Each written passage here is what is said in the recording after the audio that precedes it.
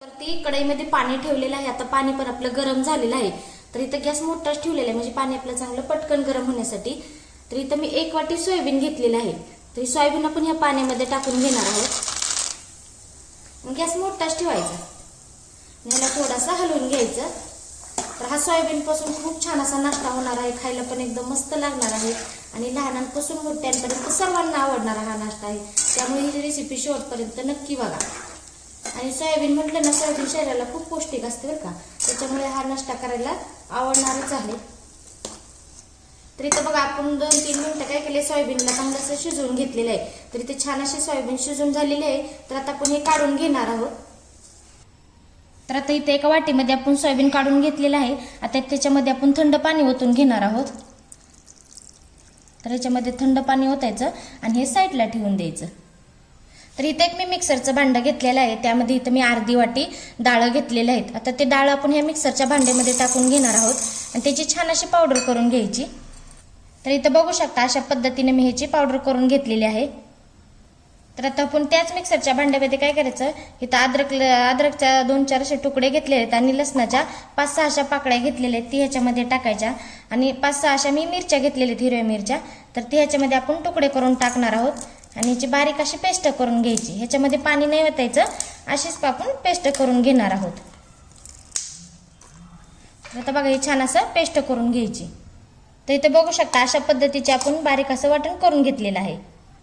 आता जे आपण गार पाण्यामध्ये सोयाबीन ठेवले होते ना, ते असं आपण पिळून काढणार आहोत। तर हाताच्या साईने ह्याच्यामधलं सगळं असं पाणी काढून घ्यायचं आणि एका दुसऱ्या भांड्यामध्ये आपण ठेवून देणार आहोत। तर हे सर्व असं व्यवस्थित ह्याच्यामधलं पाणी काढून घेणार आहोत। तर इथे बघू शकता आपण सर्व सोयाबीन मधलं असं पाणी व्यवस्थित पिळून काढलेलं आहे।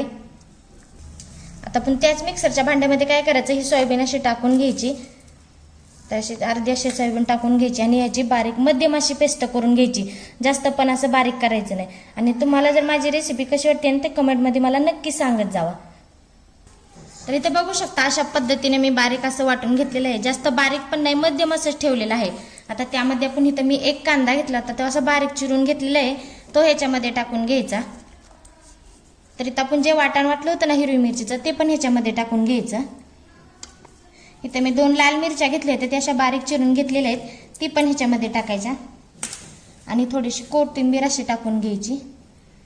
अर्धा चमचा जिरं आहे, जिरं पण ह्याच्यामध्ये टाकून घ्यायचं। आता इथं मी अर्धा चमचा धन घेतलेलं, ते धन काय करायचं असं हातावरती चोळायचं आणि ते ह्याच्यामध्ये टाकून घ्यायचं। धन टाकल्यानं कसं खूप छान असं लागतं। तर इथं मी अर्धा चमचा गरम मसाला घेतलेला आहे, तो पण ह्याच्यामध्ये टाकायचा। तर इथं मी अर्धा चमचा धना पावडर घेतलेली आहे, ती पण ह्याच्यामध्ये टाकून घ्यायची। अर्धा चमचा हळद घेतलेली आहे, ती पण ह्याच्यामध्ये टाकायची आणि अर्धा चमचा लाल मिरची पावडर घेतलेली आहे, ती पण ह्याच्यामध्ये आपण टाकून घेणार आहोत। तर आता ह्याच्यामध्ये इथं मी अर्धी वाटी तांदळाचं पीठ घेतलेलं आहे, तर आपण इथं 2 चमचे तांदळाचं पीठ टाकून घेणार आहोत। तुमच्याकडे कॉर्नफ्लॉवरचं जर पीठ असलं ना तरी ते पण तुम्ही टाकू शकता। तर इथं आपण जे डाळ दळून घेतली होती ना, भाजकी डाळ, त्याचं पीठ आपण हे केलेलं आहे ना, ते पण ह्याच्यामध्ये थोडंसं असं टाकून घ्यायचं, एकदम नाही टाकायचं। आणि चवीनुसार मीठ टाकून घ्यायचं आणि हे सर्व मिश्रण असं व्यवस्थित असं मिक्स करायचं हाताच्या साह्याने। तर हे छान असं आता आपण मळून घेणार आहोत। तर इथे बघू शकता छान असं आपलं हे मिश्रण तयार झालेलं आहे। तर बघा छान असा आपला गोळा पण बनतोय। तर इथं आपण पाण्याचा वापर अजिबात केलेला नाही बरं का, बिना पाण्याचंच आपण हे मळून घेतलेलं आहे। तर इथं बघा छान असं आपलं हे मिश्रण तयार झालेलं आहे। तर असा थोडासा याच्यामधला असा गोळा काढून घ्यायचा आणि तुमच्या जर जास्तच हाताला असं चिटकायला लागलं ना, तर थोडंसं असं आपण तेल लावून घ्यायचं आणि गोल गोळा केल्यानंतर असं थोडंसं दाबायचं। तर असं आपण इथं चपटा करून घेणार आहोत। तर हे बघा अशा पद्धतीचा आपण ह्याला आकार देणार आहोत। तर इथे बघू शकता अशा पद्धतीचा आपण नाश्ता तयार करून घेतलेला आहे। तर इथे गॅसवरती कढई ठेवलेली आहे, कढई आपली गरम झालेली आहे, त्यामध्ये आपण तेल टाकून घेणार आहोत आणि तेल टाकल्यानंतर तेल थोडंसं गरम होऊन द्यायचं। तर इथे बघू शकता आपलं तेल गरम झालेलं आहे, गॅस हा मध्यम ठेवायचा आणि मध्यम गॅसवरती आपण जे नाश्ता तयार केलेला आहे ना, ते तेलामध्ये आता सोडून घ्यायचं। तर मध्यम गॅसवरतीच आपण हे तळून घेणार आहोत लालसर होईपर्यंत। ह्याला लगेच असं हलवायचं नाही, फक्त थोडंसं उलटण्याच्या साह्याने असं तेल त्याच्यावरती टाकायचं, म्हणजे व्यवस्थित असं हे तळून निघतं। तर मध्यम गॅसवरती लालसर होईपर्यंत आपण हे तळून घेणार आहोत। तर इथे बघू शकता दोन्ही साईडनी छान असं लालसर होईपर्यंत आपण तळून घेतलेलं आहे मध्यम गॅसवरती. छान असं कुरकुरीत पण झालेलं आहे. तर आपण आता हे काढून घेणार आहोत. तर बघा आता हे काढून घेतलेलं आहे. तर बाकीचं पण अशाच पद्धतीने आपण तळून घेणार आहोत. तर इथे बघू शकता मस्त आपला सोयाबीन पासून नाश्ता तयार झालेला आहे बरं का.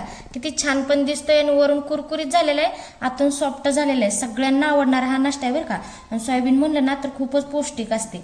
तर तुम्हाला जर माझी रेसिपी कशी वाटली तर कमेंटमध्ये मला नक्की सांगत जावा. तर इथे मी तुम्हाला एक तोडून दाखवते. तर बघा किती मस्त असा हा नाश्ता झालेला आहे. खायला पण एकदम मस्त लागणार आहे. तर चला मग पुढच्या रेसिपीला भेटूया.